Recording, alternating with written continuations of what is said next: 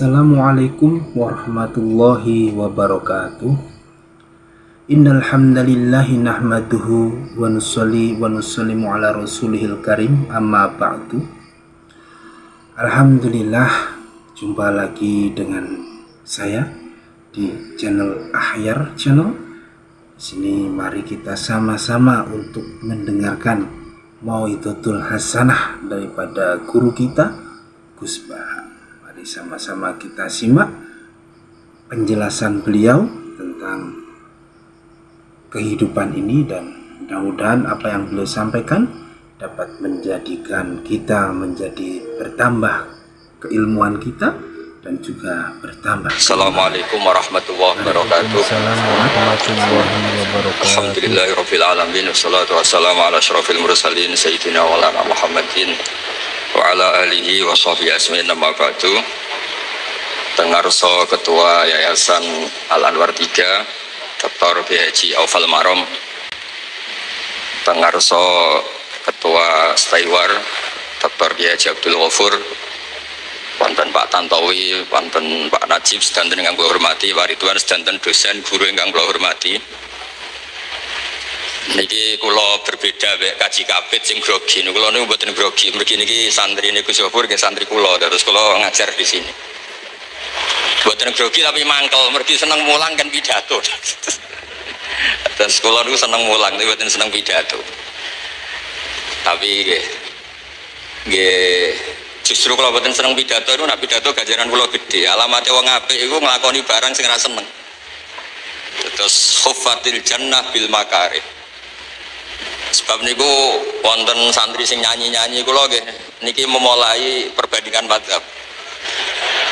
Niku santri ra dolang ngaji, dolang nyanyi iku dadi opo. Tapi kula niku yakin Gus Ghafur niku wong pinter banget. Mungkin alasannya ben seneng isane nyanyi ya ben nyanyi. Sementing wong tuane syukur mergo anake lulus. Mergo umpama dites iku ya meruntus tenan. Terus kula niku sering nak mulang niki kula matur teng Gus Ghafur. Kula nak mulang niku sering cerita. Kula nak nekani wisuda iku ngrasa dosa. Mergo kowe iku rong pinter. Iku jenis syahadatuz zur, kesaksian palsu. Wong rong pinter kok diwisuda. Niki tasjek ya. Tapi tak angen-angen kowe ya pinter, bandingane niku sing urung sangisore ora pinter.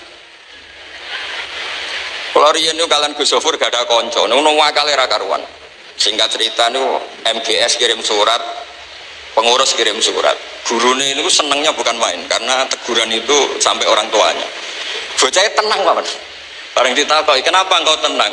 "Bapak kula niku buta huruf, Gus." Akhirnya nggih mboten ngefek. Terus memang dalam banyak hal niku wali murid niku di era modern mesti pinter muridnya. Mboten kok mungkin tapi mesti.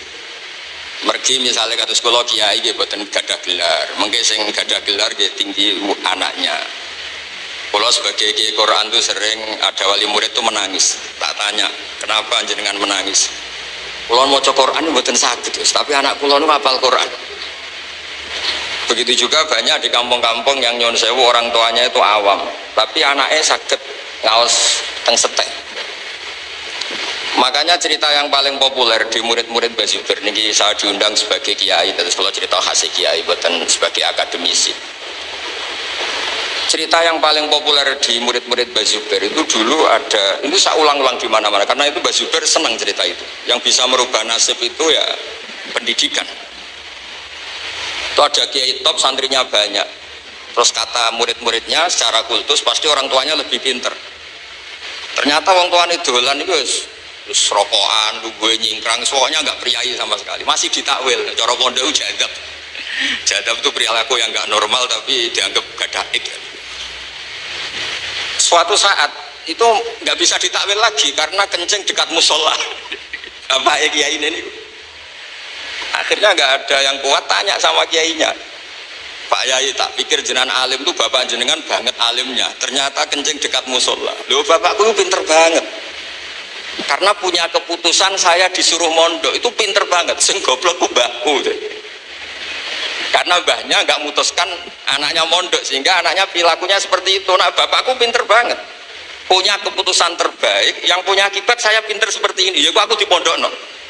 Wes nguyah pinggir musala lah, sing penting pinter. Mergo mutusno saya mondok sampai alim. Sing goblok ku mbahku, kok gak mutusno mondok. Terus monggo jenengan nyalano sinten terserah, sing penting niku ana sing disalahno. Biasane ngoten. Terus kedua kula pesen nak ngaji niku sing tenanan. Niki kula boten cerita sombong. Saya itu di Jogja itu ngajar Bukhari. Dulu tuh gak kebayang di UII ada pengajian Bukhari. Tapi saya dulu itu terinspirasi oleh Imam Haromen. Imam Haromen itu marah semarah-marahnya karena Mekah yang kota suci pendidikannya melemah, ilmu tidak hidup, sehingga beliau yang orang Irak, segampangannya yang Irak pindah ke Mekah, beliau Ihyaul Ilmi di Mekah sampai masif. Kemudian pindah di Madinah juga sampai masif. Sampai beliau digelari Imamul Haromen yang menghidupkan Mekah dan Madinah. Saya dulu berkeyakinan ketika di Jogja, suatu saat pasti ilmu itu diantaranya dikembalikan pada saya. Yes, GR, pokoknya yakin, hakul yakin. Sampai saya ditegur sama temen di Jogja itu, biasanya Gus gak pati seneng ngaji Bukhari, ngaji Jalalain. Pas itu jawab saya juga ya agak-agak jumawa. Oh itu rawang keramat, aku wong keramat kata saya. Sebenarnya saya bilang keramat itu bukan masalah kesombongan atau arogan tunda. Saya itu yakin, hakul yakin. Allah itu berkehendak baik lihadil ummah karena menghormati Rasulnya, kekasihnya yaitu Nabi Muhammad SAW. Sehingga fasilitas hadil ummah adalah latas tami ummati ala dolalah. Umat ini tidak akan dibiarkan sesat. Sehingga saya yakin, hakul yakin, termasuk di Indonesia, agama ini tetap dipegang ahlinya. Sebab itu di sini di Seta itu ada anak Papua, anak Aceh, macam-macam ingin ngaji. Dan barokahnya ngaji ini ilmu tetap bersanad, tetap sesuai aturan-aturan atau kaidah-kaidah yang didawuhkan ulama dulu. Tapi kalau kita tidak ikut ihyaul ilmi, maka ilmu dipegang mereka yang tidak nekuni ilmu. Dan itu awal dari kehancuran. Makanya saya mohon anak-anak yang di wisuda ini jangan gembira terus lewat nyanyi saja, itu enggak. Gembiralah dengan ilmu. Ilmu itu mudah. Saya sering matur Gus Sofur, ilmu itu mudah. Ngengel-ngengel itu dosennya. Semua ngengel-ngengel itu. Oh radio lulusno kok bangga. Padahal ilmu itu gampang. Kalau harus sering mencontohkan gampang itu begini. Karena kita ingin jadi dokter atau profesor atau ingin jadi kiai top itu malah jadi repot. Padahal kalau jadi pendiri itu lebih gampang. Saya sering mencontohkan gini, kata orang banyak, saya ini kan kiai besar. Tapi saya ini sering istighfar karena gara-gara kiai besar itu kalau saya pidato di masjid itu disangoni, mungkin ya uang kotak di kupolo disangoni saya. Itu penuh dengan hisab. Saya termasuk kiai yang termasuk jenis lomo sama banyak orang itu karena ya dihisab kotak-kotak masjid disangono. Sementara yang anak-anak setewar yang di pedalaman sana itu nggak ada yang menghormati. Mungkin masjid belum ada, madrasah belum ada, barokahnya belum ada, itu punya tanah kecil diwakafkan, punya uang sedikit diamalkan. Sehingga makomnya itu pendiri, bukan mendapat. Makanya saya andekan belum kadung jadi kiai besar, mungkin saya melihat jadi kiai kecil. Setiap orang ono hisab. Ijek dikholi sebenarnya pendiri. Kata sekolah nu dikholi itu kok boten ngerti. Artinya gini, kalau kita berpikir objektif, sebenarnya teman-teman yang hidup di pedalaman, yang coro lahir dari kampung kita, jadi ini orang-orang yang luar biasa. Karena makomnya makom muassis. Ini buatan nyindir sini apapun, buatan kepikiran deh, kenaikan pangkat, kenaikan nopo malih, melok nopo, itu buatan. Nah, dengan pengakuan seperti ini, maka semua alumni kita, alumni Al Anwar 1, 2, 3 sampai semua alumni Pondok Sarang, alumni semua Pondok Indonesia, itu kita beri skor sukses.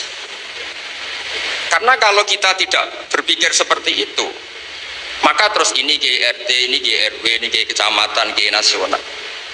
Dulu diantara marahnya Mbah Maimun yang sering diutarakan ke saya, kata Mbah Mun tuh malun gitu. Saya masih ingat bahasanya. Malun, ono kiai kok kiai lokal, kiai nasional. Karena sing bener kiai lokal biar. Pas itu beliau itu sering ada polemik nasional, yang kiai lokal punya takbir, yang kiai nasional ikut tren.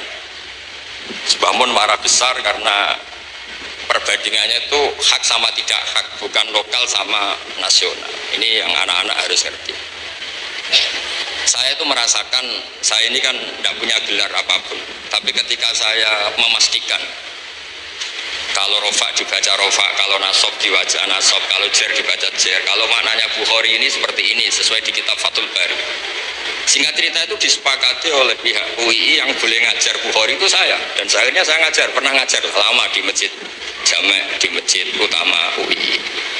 Jadi saya mohon SDM-nya teman-teman ini ditata betul, jangan studi wisuda terus dianggap sukses ngelabi orang tua ini, ampun, pokoknya harus sampai alim. Anda bisa ngelabi orang tua, Anda nggak bisa ngelabui saya karena saya guru Anda. Jadi harus tobat betul di bab SDM. Ini buatan ngamuk di cerita mawon. Salah itu undang aja nih kalau buatan kepentek tapi karena menurut saya kecakapan baca kitab yang tahqiq itu memang tinggal kita, ya kita yang nekuni betul di pesantren. Saya punya pengalaman banyak hal di beberapa perdebatan Islam. Ternyata berkahnya tadi yang digulirkan Pak Tantowi tadi, perbandingan madzhab. Ketika kita ngaji usul fikih, ngaji kaidah fikih, itu ketemu orang yang paling ekstrim dengan tanda kutip, itu tetap kita ini unggul. Dulu pernah diperdebatkan gimana hukumnya polisi perempuan, ini ada banyak Kapolsek ada dan di pada Koramil. Itu dipertanyakan, perempuan itu tidak boleh di wilayah publik kayak jadi polisi gini. Terus teman-teman di pesantren yang ngaji usul fikih, ngaji kaidah fikih itu cerita keluarnya polisi itu kadang nangani nyuwun sewu perempuan yang nyuwun sewu nakal, misalnya pengedar narkoba, dan kadang nyuwun sewu disembunyikan di tempat paling sangat privat. Itu kalau semua polisi cowok terus gimana? Akhirnya ya terus mikir. Begitu juga menyangkut profesi perawat, profesi dokter putri dan sebagainya. Berkahnya kaidah-kaidah fikih itu kita tidak pernah berhenti bisa menjawab. Terus yang terakhir, ini saya tidak akan lama-lama, yang terakhir cerita Mbah Maimun. Mbah Maimun itu dekat sekali sama tokoh-tokoh politik Jakarta. Yang lelaki maupun yang perempuan itu dekat sekali. Saya pernah di Dewi Mbah Mun, Gus Sofur lebih tahu tentang ini. Beros sebabnya aku seneng tokoh-tokoh nasional, padahal ya wongnya macem-macem. Mbah Mun tidak pernah bahasa kasar bilang macem-macem, bilangnya ya wongnya ya macem-macem, wong akeh. Dia seputi ya gitu, sekolah digandeng dia urut no dosa paling gede apa? Saya jawab al-isyrak billah, qatlul mu'min, azina dan seterusnya. Lah iya, nak aku ora rukun sampai tokoh-tokoh nasional Indonesia chaos. Indonesia aku perang. Nak perang itu dosane qatlu, saling bunuh. Lah nak ora perang ra kepenak. Paling banter wong Indonesia ya cek rokan ngono ae. Kata Bapak iku kok diistighfari. Jadi ternyata di balik rileknya beliau berteman sama tokoh-tokoh nasional itu ya hanya karena fikih beliau nggak boleh Indonesia terjadi yaktulu ba'dhum ba'dha, saling bunuh, saling intimidasi, saling tadi yang dikatakan Pak Bupati, saling teror, saling menghujat. Nah, implementasi fikih seperti itu hanya bisa didapatkan oleh orang-orang yang ahli fikih betul. Kemudian dalam aplikasi keseharian kayak ada apa-apa bilisani qaumi. Maka kata Imam Ghazali, makalah di antara makalah beliau yang paling terkenal itu wasairu bisairi du'afa daruratul anbiya wal auliya wal ulama. Mengelola publik dengan gaya banyak orang itu adalah keharusan seorang nabi. Jadi kalau kumpul-kumpul ya makan-makan. Kalau pendidikan supaya keren ya ada wisuda. Pokoknya kayak umumnya orang. Wasairu bisairi du'afa daruratul anbiya. Jadi para nabi yang orang-orang luar biasa itu ngelola itu ya kayak umumnya orang. Kalau kompetisi jadi presiden ya lewat dipilih. Kompetisi jadi bupati ya sama kayak umumnya orang. Jangan karena kita yang paling soleh misalnya terus merasa ya harus saya karena saya paling soleh, enggak, itu udah umumnya orang. Ukuran seperti itu udah umumnya orang. Umumnya orang ya suka ngangkat yang dipilih orang banyak, sehingga kemenangannya itu disepakati banyak orang. Dan itu Bangun sering ngendikan.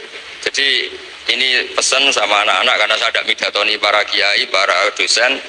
Anak-anak menerapkan ilmu itu harus sampai nurayyamsi bihi finnas. Mungkin sebagian teman-teman tidak punya pondok, tidak punya madrasah, tidak punya yayasan, tapi tetap nurayyamsi bihi finnas. Kamu punya ilmu, kemudian orang di sekeliling Anda itu nyaman. anak kamu nyaman, istri kamu nyaman, tetangga kamu nyaman. Karena Nabi pakai ukuran sosial itu, siapa orang mukmin? Man aminahun nas bawa ikoh. Siapa orang muslim? Man salimal muslimun milisani wayadi. Nabi itu pakai ukuran sosial tuh. Mukmin itu siapa? Orang yang sekelilingnya merasa aman, tidak terancam oleh dia. Orang muslim itu siapa? Orang yang orang lain tuh aman dari buruk mulutnya atau buruk tangannya, buruk kekuasaannya. Dan saya mohon anak-anak ini ukurannya gampang. Man hawalai, orang sekeliling Anda nyaman. Sehingga dulu ada metode kiai itu begini. Ada santri itu sering kodok subuh. Yang satu sergap jamaah, itu yang ditakzir kiainya yang sergap jamaah. Ini sekaligus ilmu bagi mungkin teman-teman yang belum tahu. Terus kita tanya santrinya, loh saya ini sergap jamaah kok jenengan takzir, yang kodok di kamar kok tidak jenengan takzir? Karena kamu egois, kamu ingin jadi soleh sendiri, gak peduli sama yang lain. Berarti yang salah itu kamu. Ya maksud kula ini bila mahasiswa, akhirnya pinter salah dosen, tenang mawon. Boten maksudnya ngoten maksud. Karena kesalahan itu pasti. Nah ini kiai yang bijak. Alasannya kiai tadi tak tanya, saya masih menangi kiai tadi. Kenapa? Nabi nganti dadi nabi ya kon ngurusi wong, orang ngurusi awake dhewe. Lah nek jamaah dhewe saleh dhewe akeh tunggale. Karena untuk jadi orang baik itu harus membaikkan orang lain, menjadikan lebih baik. Ya ngoten mawon sesuai kepinginane Gus Gofur, keinginan beliau ini sami wa ta'ala. Assalamualaikum warahmatullahi wabarakatuh. Assalamualaikum warahmatullahi wabarakatuh.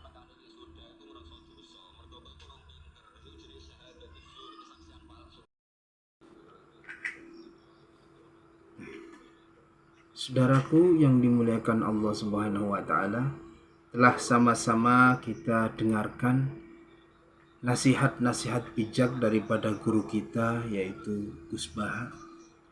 Mudah-mudahan apa yang kita dengar dapat kita amalkan dan kita sampaikan. Untuk sempurnanya majelis, kita sama-sama tutup dengan doa kafarah majelis. Subhanallah wa bihamdi, subhanakallahumma wa bihamdika, asyhadu alla ilaha illa anta, astaghfiruka wa atubu ilaik. Wassalamualaikum warahmatullahi wabarakatuh.